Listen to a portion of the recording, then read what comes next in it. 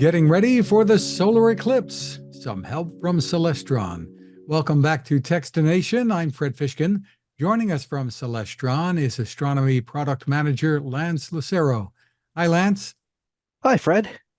Well, lots of excitement building for April 8th and the solar eclipse, total eclipse for many locations. And Celestron really can help everyone view safely. I imagine you're pretty excited. Very excited. Actually, I've been an eclipse chaser for quite a while. I've been all over the world chasing these down, and very much looking forward to having one in our almost backyard. Terrific. Well, tell us before we talk about some specific things that people can make use of for viewing here. Tell us what is going to be really special about this eclipse. Well, this is going to be a total eclipse of the sun, and this is one of those things that really should not be missed if you have an opportunity to see it.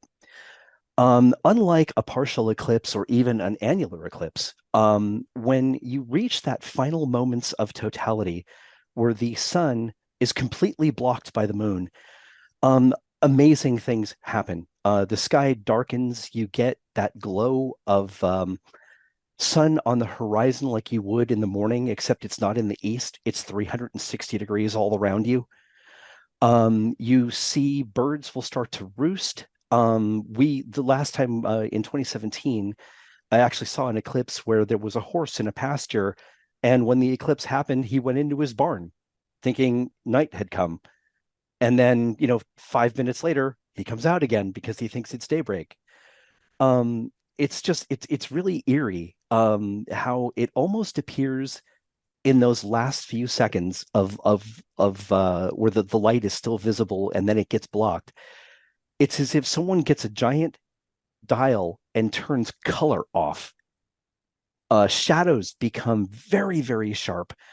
It's just, again, just a bizarre experience.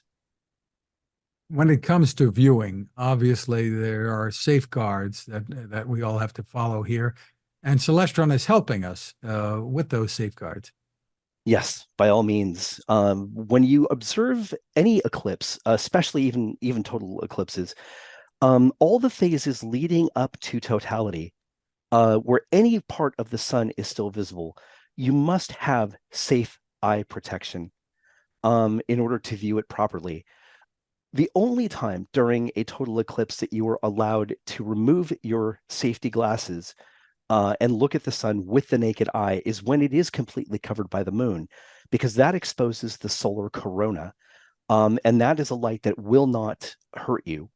But if any of the bright part of the sun is exposed by the moon in those last few minutes or right immediately following totality where it reappears, you do not want to be looking at that with the naked eye. And we have a whole list of products that can help you view it safely. Tell us a little more about those if you can. Sure thing. So we basically have four classifications of products that we use. One is the basic Eclipse Smart observing kits. These are sold in various assortments that you can get from the individual paper solar glasses, the kind that look like the 3D glasses that you would put on with the proper filtering. And those retail for about $3. We have kits that contain multiple glasses, like 4 of those, along with a booklet that has 32 pages, has maps, eclipse timetables, and such like that, information about how to view the eclipse. A kit like that would cost you about $12. We have a 3-piece observing kit, which has a premium hard shell plastic glasses that actually resemble like sunglasses you would wear in your car, as well as some other things like a 65 millimeter clear aperture solo photo filter. The cool thing about this is that you can actually hold it with one hand behind your smartphone lens so that it covers your lens and you're able to actually use your phone to take images of the sun during the eclipse. It can also be used with a point and shoot camera or a DSLR. But it is recommended that if you do it that way, you probably should have your camera tripod mounted so you can have one hand controlling the camera and one hand holding the filter in front. The one thing I do want to stress, you should be careful. Don't remove the filter if your camera is still pointed at the sun, because that does magnify the image, and you don't want to damage your camera. So you always turn it away from the sun before removing the filter. Some great We tips also have, there. Yeah. oh, excuse me, go ahead. Some great tips there. And then do you have binoculars that are specifically designed for this kind of watching? Yes, we sure do. We have 4 different models. We have a 10 by 25 roof prism that retails for about $45. We have a 10 by 42 poro prism, a 12 by 50 poro prism, and the big one, the 20 by 50 poro prism, which retails for about $130. So you've got multiple units to choose from to get the magnification that you want to be able to see some of the finer details of the sunspots. Again, when you start getting into the 12 by 50 or 20 by 50 range, it's probably recommended that you have those tripod mounted as well, because otherwise at those magnifications, your hands have a tendency to jitter and it will cause your image to shake. If you just simply have it on a tripod, you get absolutely razor sharp images. Really terrific. And those can be used for observing the sun at any time, correct? At any time, yes. That's the one thing I do want to stress, is that it's not just for eclipses, even though we call it Eclipse Smart. It was basically designed around the eclipses, but you can always utilize these for doing sunspot observations. It just so happens that we are entering a solar maximum, where the sun goes through an 11-year cycle where there are a lot of sunspots and a lot of solar activity. We're starting to see that peak. In fact, they believe it's coming a little earlier than expected. That way it'll be this year. Later this year or early next year is when they expect the maximum to occur. So yeah, there's plenty of dynamic things to look at. Pretty exciting. And I understand, correct me if I'm wrong, that the totality is going to last a little bit longer than we've seen sometimes before. Yeah, it really depends on where you're located to the center line of the eclipse. The closer you are to the center line, the longer it's going to be.